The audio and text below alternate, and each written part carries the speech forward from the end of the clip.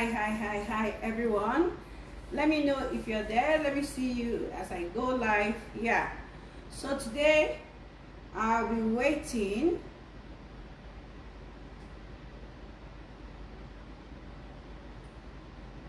Let me know if you are joining us for this program, if you can see me.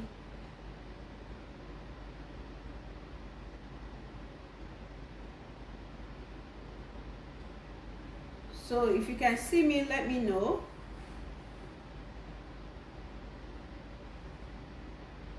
Okay, so if you are joining this program, let us know. You can tell me if you can hear me, okay, so we can take it from there.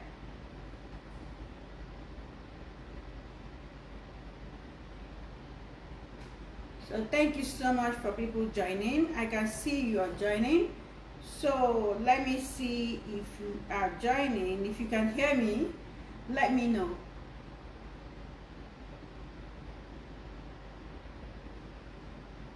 Yeah, it's going to be an interactive section. Canada has already stated that they need home care workers, those inside Canada and those outside Canada. So for March 31st, 2025, that is the program that will be opening on Monday by 10 a.m. EST. It is very important that if you are in Canada and if you are making application on that day, it's important for you to know what the time is in the place you are actually residing. For example, I live in Saskatchewan, and I know that 8 a.m. currently in Saskatchewan is equivalent to 10 a.m. in Ontario. So it is important that you know the time zone where you reside so that you'll be part of this application. So I am not actually here for those making application on March 31st, 2025, because I have really said a lot. I have really educated a lot of people, and I'm sure they are all happy regarding what I have done with them so far.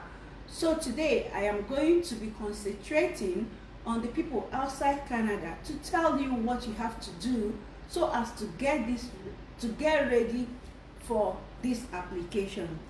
Even if they say this application is opening for people outside Canada on 31st of March 2025, the way they designed this program, to be very honest, lots of you might have employers here, but you might not qualify. So it is important that you be in this class, listen very well, so that you know how to get ready for this. In the past, what is required of them is completion of 1 year post-secondary school after your high school, but now that one is no longer required. What is required is an equivalent of Canadian high school, which is WAEC in Nigeria. But plus, I have to let you know that if you've been working as a caregiver, or if you have been working as a child care giver, or maybe a home support worker in the last 6 months, so you are eligible to apply towards this.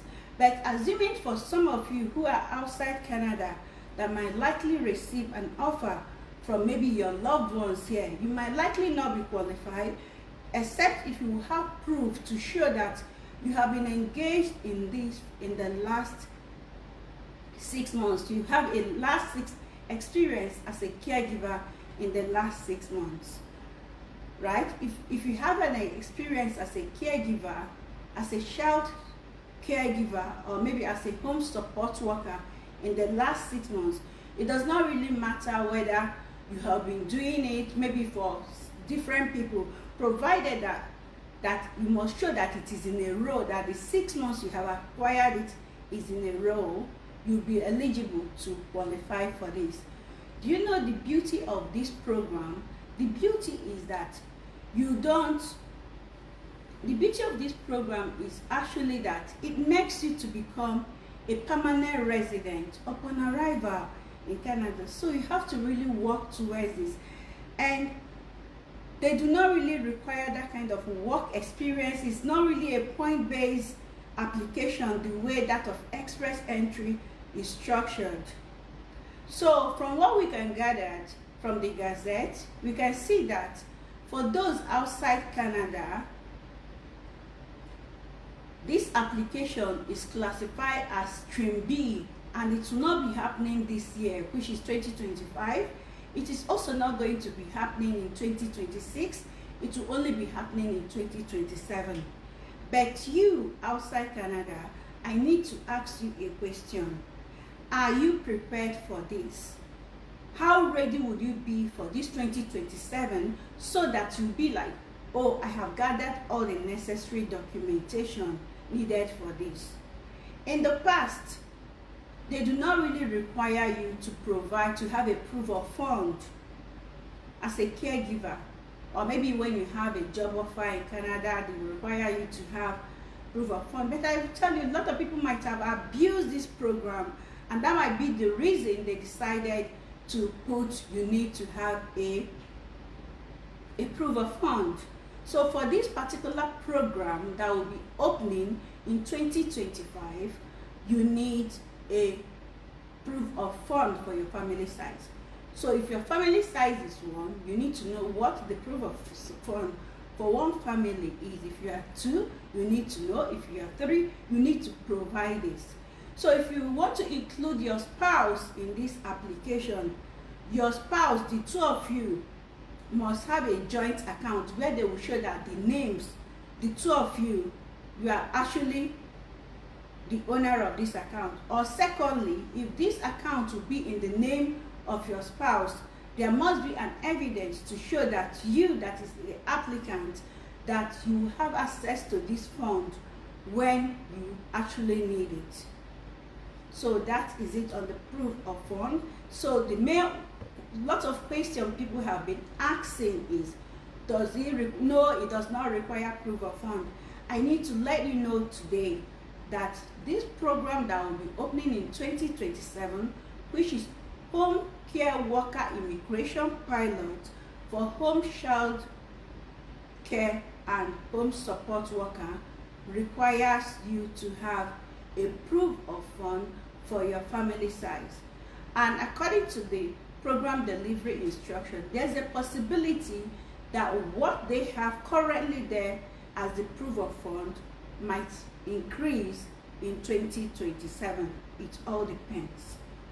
So another question people used to ask is this: how do we go about looking for the people that will be able to hire us?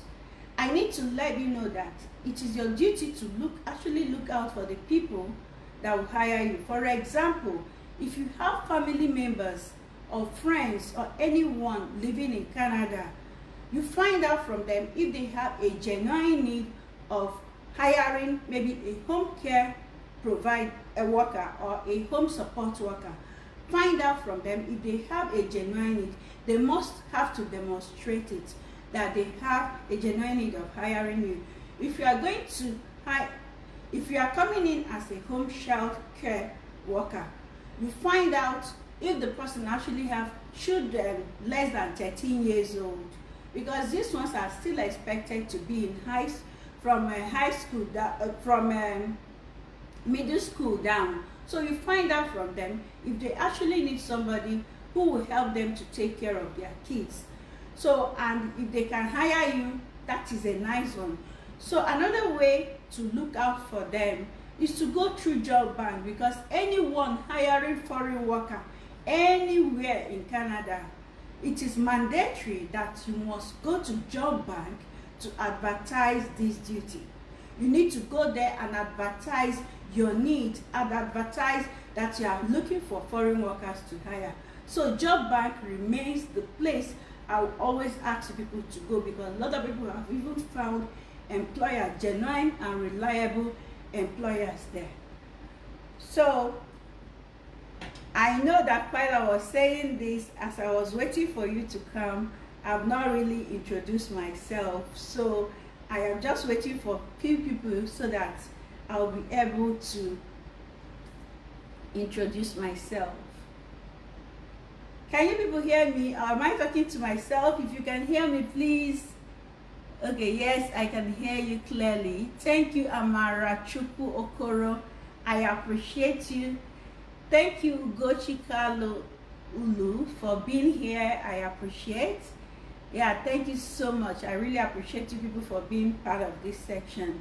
So my name is Ifi Tony Osando, and I am a licensed Canadian immigration consultant, and we are called Regulated Canadian Immigration Consultant. So I'm a regulated immigration consultant in Canada, meaning that I am authorized by the government of Canada to provide a paid immigration advisory services to anyone who wants to come to Canada, either to visit, to work, to study, or to live permanently. I am also an educational consultant with the University of Regina, University of New Brunswick, Lethbridge University in Alberta, Saskatchewan Polytechnic, and Luther College High School. I am also a registered social worker of Saskatchewan, and I finished from University of Regina from 4 years bachelor's degree in social work, where I graduated with an academic silver prize award, and from there I proceeded to Queen's University to study a program in citizenship and immigration law from the Queen's University, and thereafter I challenged the entry to practice examination of the College of Immigration and Citizenship Consultant, and I passed successfully, and I was issued a letter of authority to practice as a regulated Canadian immigration consultant. Yeah, so when you are let me tell you people about Canadian immigration system. It's not something someone can boast about. What works for you might not be what works for me, and as immigration is changing, things are getting tougher. Let me tell you people what happened the other time in Saskatchewan. Few months ago, I remember some students reaching out to me that, oh, their spouses, they now qualify, they have gathered like 6 months work experience to enable them get their employers process their job approval letter for them to apply for nomination through SIMP, but it was paused. So on March 27th, 2025, that program came up again. Saskatchewan removed pause from that, but you know what? It became tougher this time around.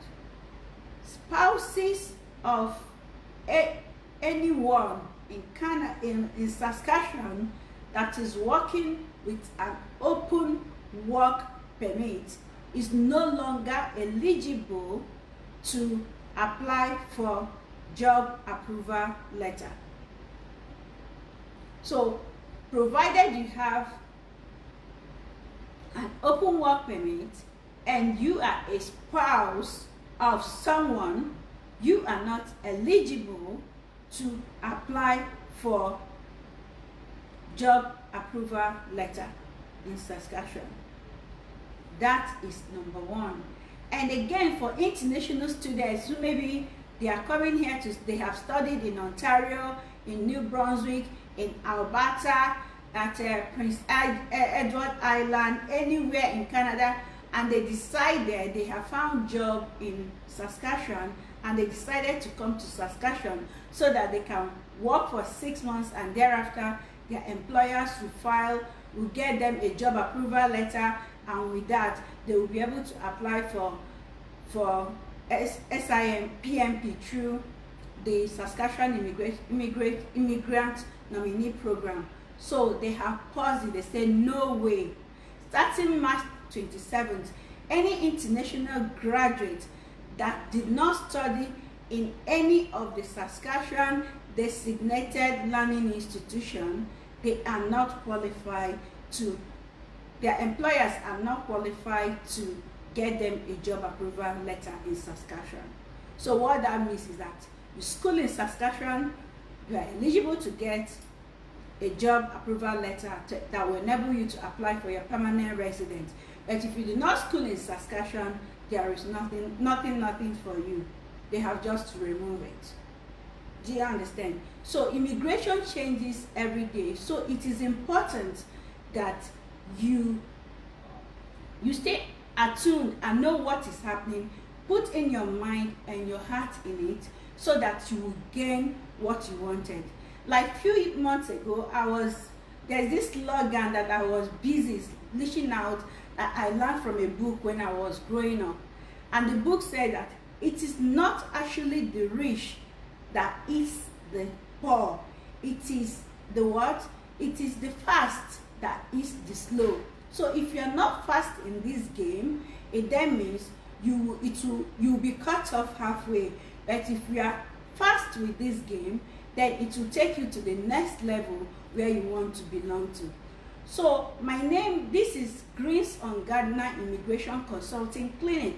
And why I chose the name clinic is because I like taking it in a bit from the grassroots to prepare your mind, prepare your expectation, so that you will know how you will go with your immigration plans. So if you follow this teaching judiciously, you'll be able to come to this Canada in no distance time. So now, if you are outside Canada, know that if you are coming to Saskatchewan through this program called Home Care Pilot Immigration, either as a child care or home support worker, please know that this program might be opening March 31st, 2027. So how ready are you for this application? So let me tell you how to get ready for it. If you have not had any work experience as a caregiver, as a role for 6 months in the last 3 months, so in the last 6 months, so what that is going to be is this: we are in 2025, and assuming you are making this application for caregiver, that is on Monday. So it is expected that you must have a 6 months work experience as a caregiver, or as a child caregiver, or as a home support worker in the last 6 months on a roll in the last 3 years. This is 2025, so that means March 2024 is 1 year, March 2023 is 2 years, and March 2022 is 3 years, meaning that within March 2022 and March 2025, you must have acquired six months of work experience in this field in the last 6 months. In the last 6 months continuously. This is March. So if you want to detect what is March 6 months, so this is March. Today is March 29. Last month happens to be February 29. That is 1 month. Then January 29. That is 2 months. December 29. That is 3 months. November 29, that is 4 months. October 29, that is 5 months, and September 29. So from September 29, 2024 till date, which is 29th March 2025, if you have not worked continuously as a caregiver, you are not eligible to apply. So even if it means I work for 2 different employers on a full-time level, it is expected that is acceptable, but I need to account to show how I actually met this. Do you understand? So that is what they meant. So you must have worked 6 months in a row. So if you have not actually worked, if you have not gained this recent and relevant work experience they talked about, so you need what they call recent and relevant training. So this is where we have to discuss. So for those outside Nigeria, that there's a likelihood that they might not have worked outside as a child caregiver or as a home support worker in the last 6 months. So what is now expected of you is to sit down, find out schools in Nigeria where you can go and obtain a certificate in a classroom. Online is not accepted. Don't tell me that, oh, I have gotten this thing online, I have acquired that online. No, they don't need that. So you must be in the classroom in the last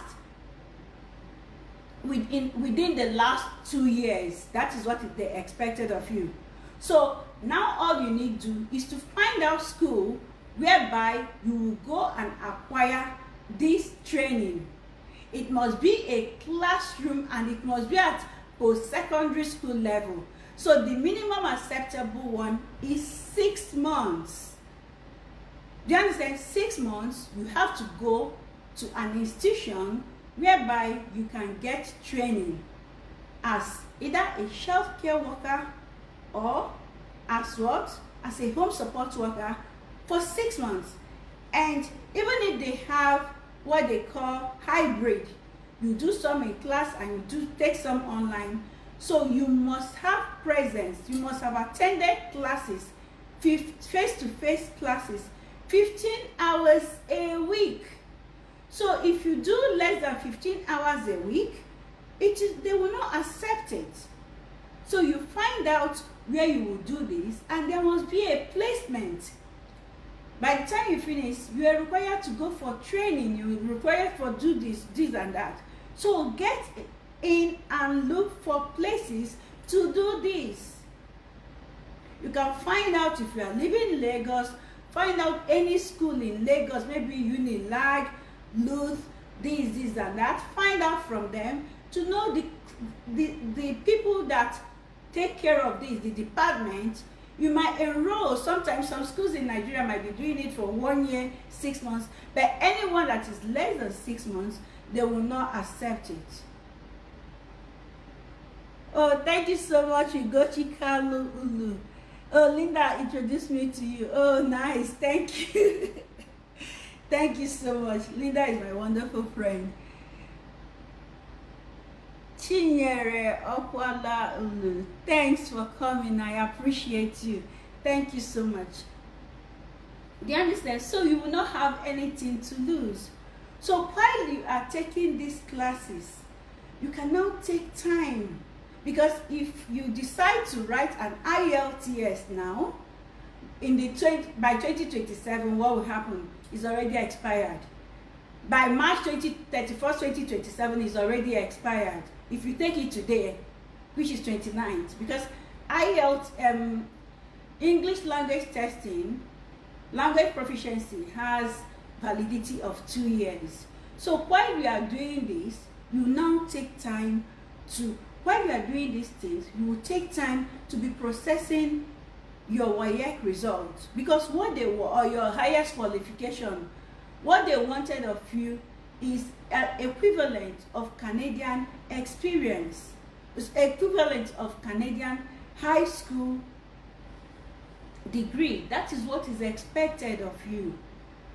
So by the time you get this thing done, then you take time to write your IELTS, knowing fully well that while you are doing that, you'll be reaching out to employers. Because by the time you meet an employer, you tell the employer, well, I just finished my school at the University of Regina, at the University of Lagos. It was a 1 year whatever at University of Lagos. I did my placement at Luth. This and that. The person will know that this person is actually ready. and that employer will hire you. So what I am saying now is that you should not rush to go and write an English proficiency exam if you are looking forward to come as a caregiver. Rather, I would advise you to use that money first to go and register for anywhere you can get the relevant training. March 31st, 2027 is just by the corner. So by the time you get the relevant training, as you are doing it, you also do what? Ensure that you have your foreign credentials assessed by any of the 5 Canadian professional designated bodies for credential assessment. You can do it with either WES, IQAS, ICAS, University of Toronto, and another one more. So it is important that you take your time to do all this. It will go, when you follow this instruction that I have already said, you will find yourself in the right place. I don't know if I have talked too much, or do anybody have questions to ask? Let me know if there's any question, then I'll proceed. If you have any question to ask, ask. If you need any question, ask, then I'll proceed, okay?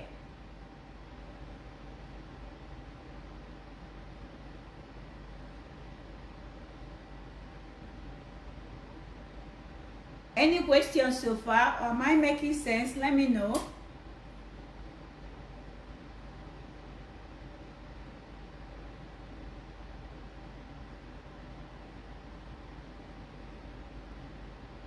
Hello?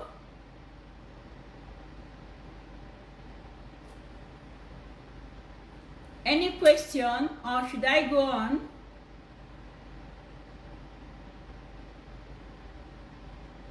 Okay, so I'll go on. So I'll also, when we are talking about English proficiency test, there's some certain things people overlook. So now I'll advise you, because I have seen a lot of people that took that exam and they came out in amazing, flying colors. So you can look out for what they call Pearson English Test, PTE. Pearson, PTE. We have 3 types of English tests. We have what they call IELTS, we have CELP, and we have PTE. I encourage you people to look out for PTE and write PTE. Yes, I have seen a lot of people written it and they came out in flying colors. So I'll advise you to go for that. Oh, thank you so much, Janet Njoku. So I should go on. All right. So you should look out for your PTE. So for this caregiver part, for this home care worker pilot immigration that is opening on Monday, March 31st, what is required as the language, minimum language acceptable score, is equivalent of CLB4. Formerly it used to be 5, but now they have reduced it to 4. So what that means is that you need to have 4 in each ability, or whatever that is the equivalent of that 4 in any of them. So you need to have 4 in any one. So if you are writing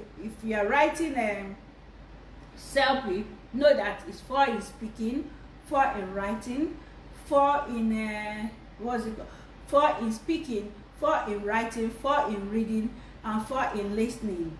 Do you understand? So for IELTS, you also have to find the equivalent of some certain scores there. So what is required as the acceptable English language score is CLB4. So, but I'm not going to advise you, just like I said, to start writing your IELTS today if you are preparing for this, if you do not really have this relevant training. So use this time to look for relevant training. So if you are also the type that your highest qualification happens to be maybe your highest qualification happens to be WAEC, and you already have somebody, maybe a family member who is in Canada, that is willing to hire you. So what do you look out for?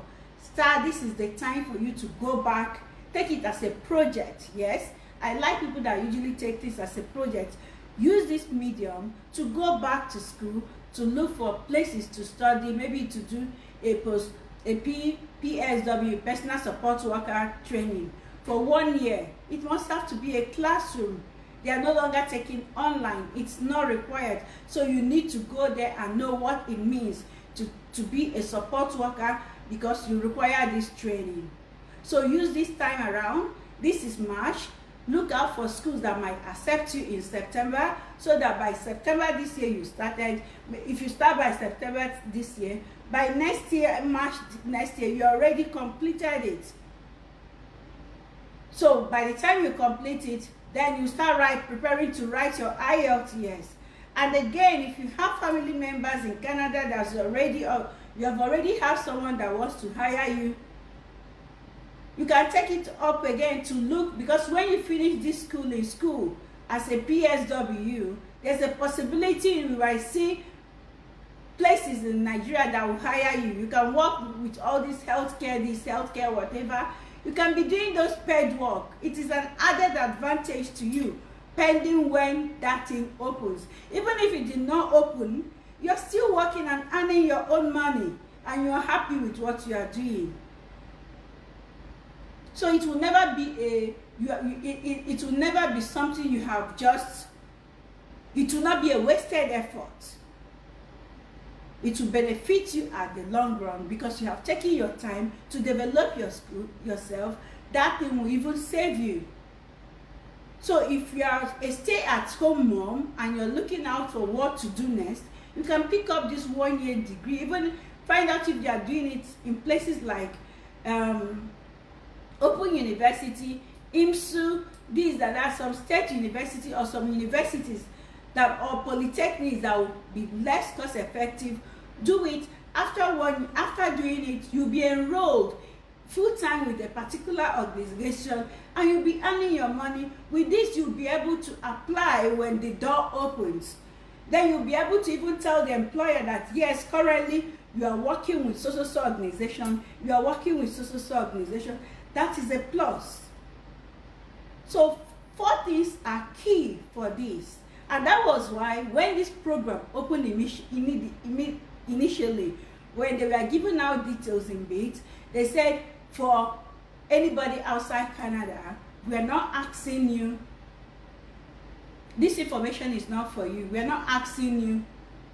We will provide more details on it. You should not get ready for anything. But with how when things are opening this way, it's already giving you a clear direction on how to move about this.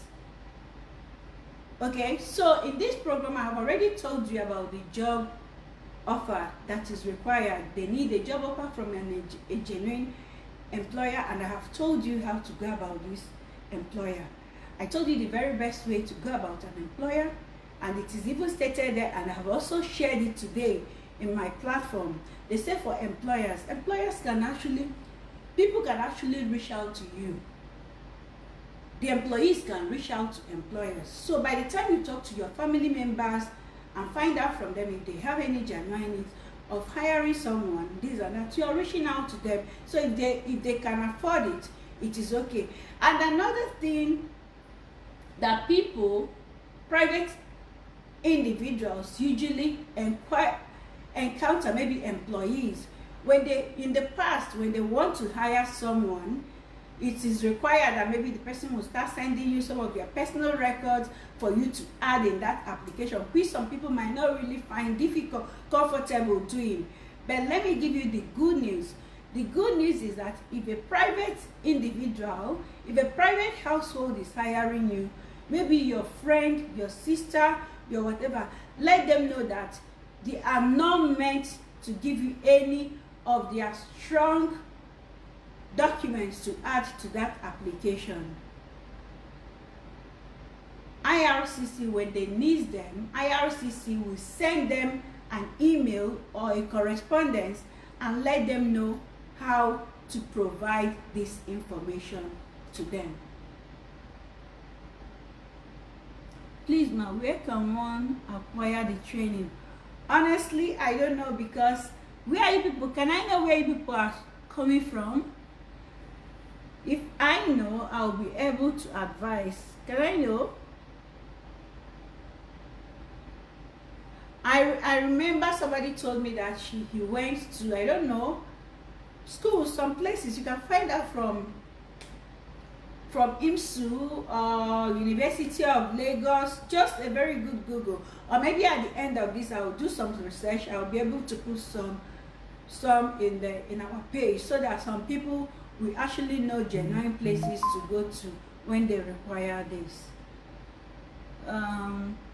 Please, ma, where can we acquire? Please, ma, where can one acquire in training? Honestly, Chinenye, I do not know where to go to now, but when I have information, I'll be able to share that in my profile. I don't know. Oh, thank you so much. I also honestly do not know where to get them, because it's always very beneficial if you be the one to look out for those things. Do you understand? My own is to always lead you people well by telling you the right channel to follow, but it is not within my profession to start assisting you to look out for institutions where to have those ones done. Okay, I'm in Onitsha, Anambra State. You can actually find out where to do that. I can hold on, let me see.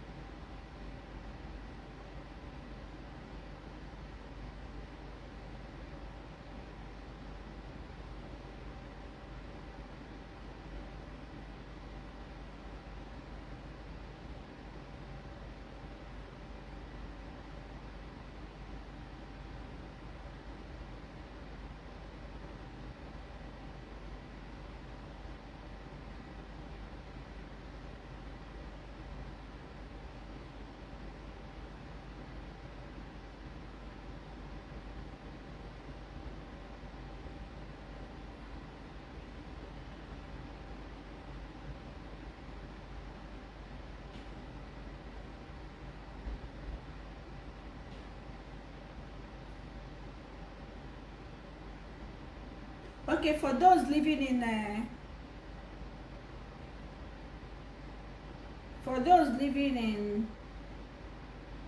in Nigeria, I can see Lagos, Abuja, Port Harcourt, and Accra, and that is they called it Clarion College of Business and Technology. Clarion College of Business and Technology. Please find out from them whether this is an online class. If it is an online one, please do not bother.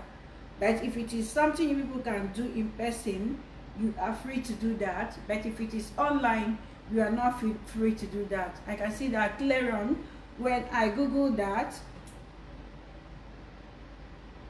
So I will find out some information. I will be able to share that in my listing. Yeah. Do you understand? I promise you people that.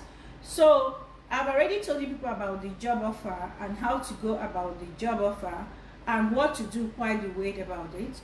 I have also explained to you people when this program is going to start for those outside Canada, and I've already told you that this program is going to be opening in March 31st, 2027 for people outside Canada.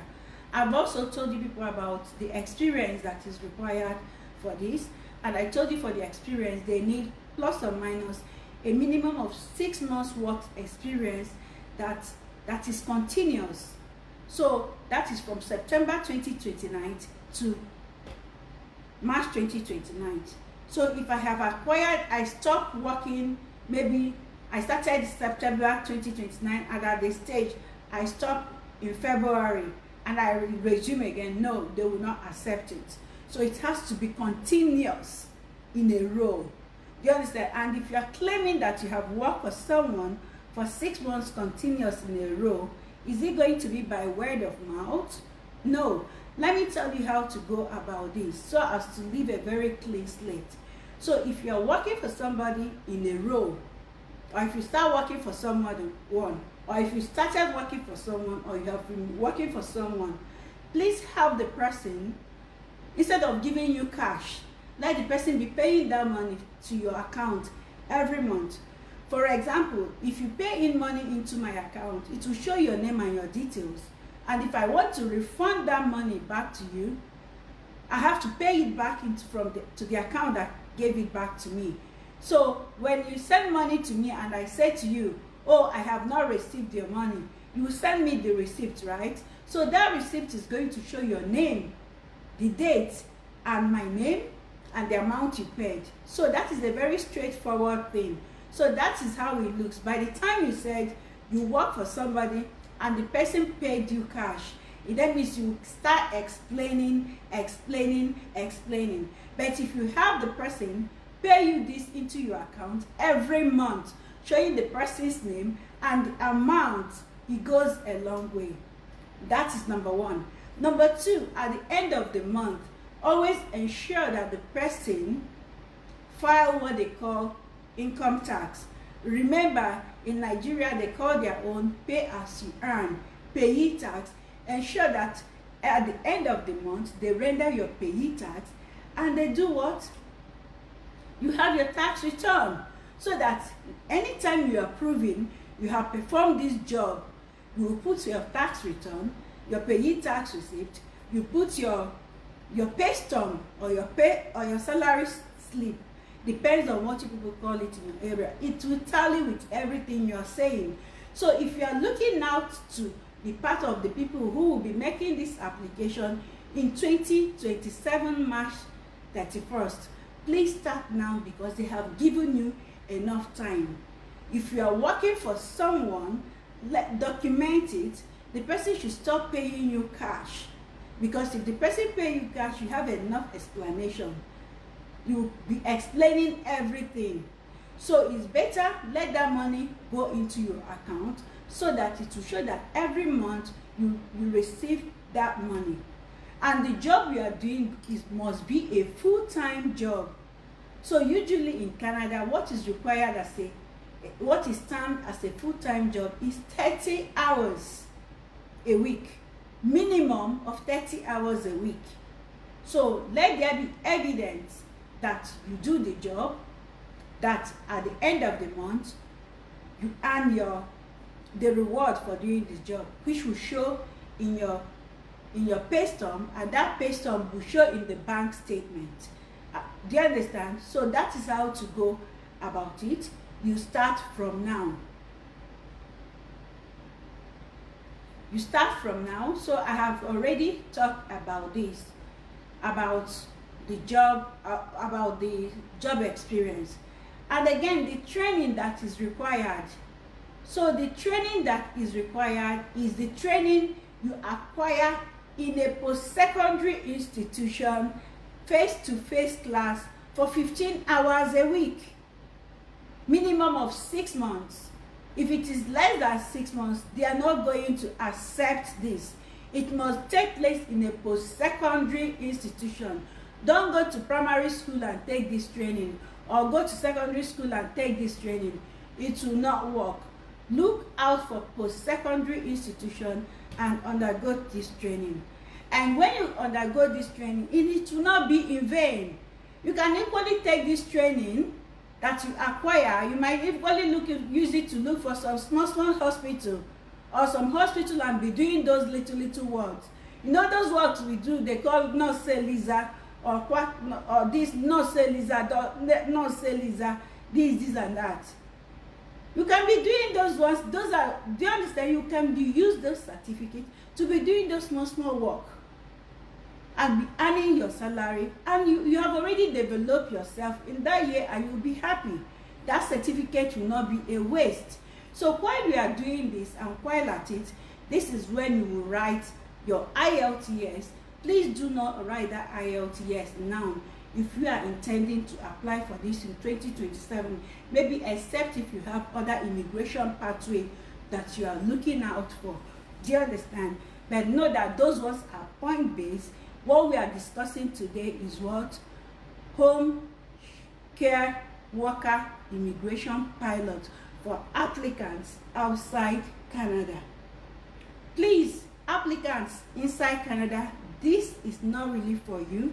This can only be for you if you are inside Canada and if you have someone out there, or maybe any of your family members you want some information for. This is it for them. Please share this video. That we have already talked about the experience that is required of them. So the experience they need is 6 months, minimum of 6 months relevant work experience, recent one, which has to happen within the last 3 years. Do you understand? Within the last 3 years. If it is less than if it is less than 3 months, they will not accept it. So that is it. And for those who will be applying on Monday and they are watching this video, note that any experience you acquire after you have applied for this program does not count for you. For example, if you have already had, like maybe you started this job in January this year, you are not qualified to apply because you have not acquired minimums of 6 months continuous learning, except if you have previous training. I saw some people coming to me by telling me they have previous training, and I will assess them. I will say, sorry, dear, you are not eligible to apply. Okay, for example, if you tell me that, because for you to have the work experience to acquire, the training required to apply, they require minimum of 2 years for you. So for example now, if you have come to Canada in 2023, March 2023, and you are applying March 31st, 2023, you have already spent 2 years in Canada. So whatever training you had outside before coming, it is a waste. You don't need it. So I have already mentioned the job offer, which is key.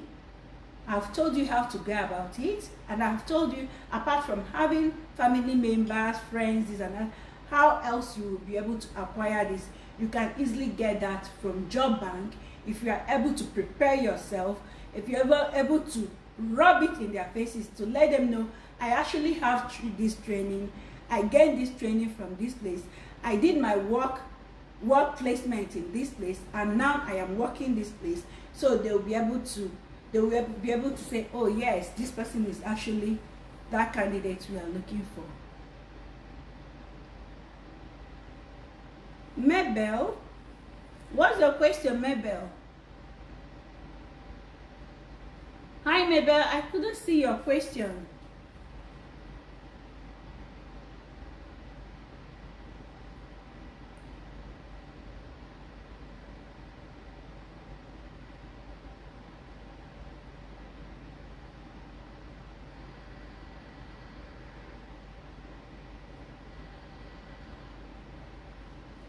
Do you understand? So that is it about the job offer, the recent work experience, and the recent training, which I have already described for you people. And at the same time, anybody that is hiring you, if the person is an organization, please note that before the date of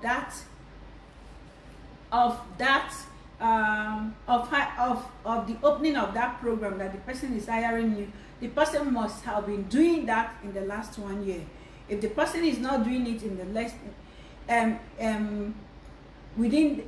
before that 1 year before the person hires you, the person is not eligible. Look, for example, this program that is opening March 31st, 2025, and I have an organization intending to hire me, and this organization actually started maybe September 2024. This organization is not eligible to hire, but except if they can show that they started this same thing.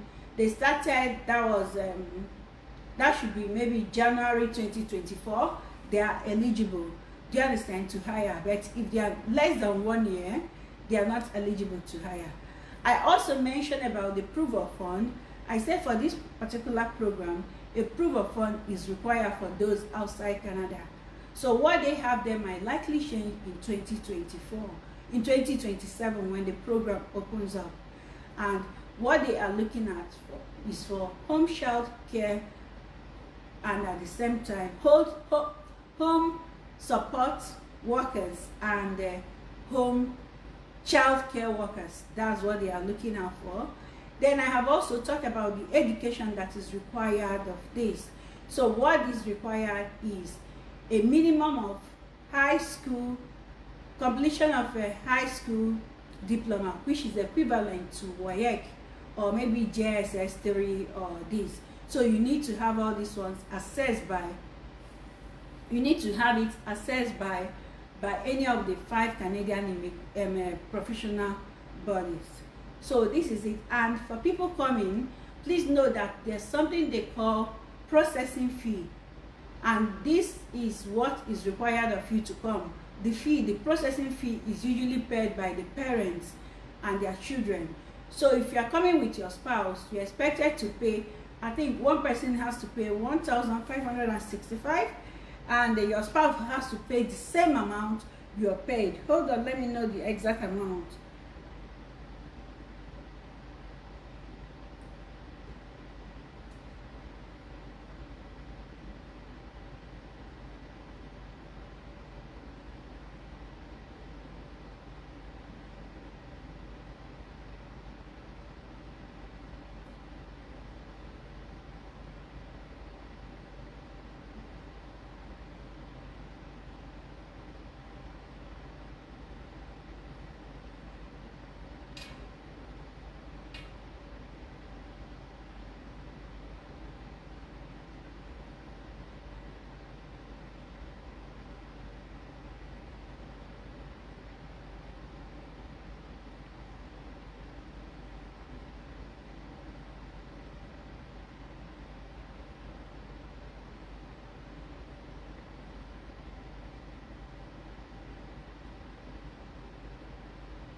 So 1,525.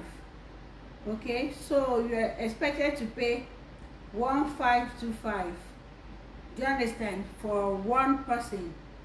So if you are paying 1,525, your spouse will also pay 1,525. And if you have kids, your kids will also pay, but not this amount. Usually I think your kids has to pay less than, only their processing fee is what is expected of them. And for the spouse, what is expected of them is to do a biometrics. Even if you have also done a biometrics in the past for your temporary resident, this and that, you are also expected to do this one, to do what they call processing. You have to pay biometrics for your permanent residence.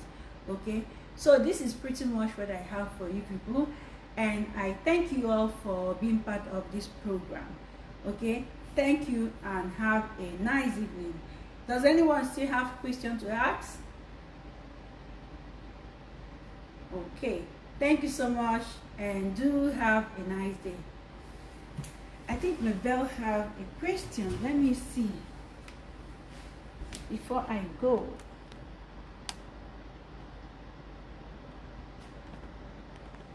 Okay.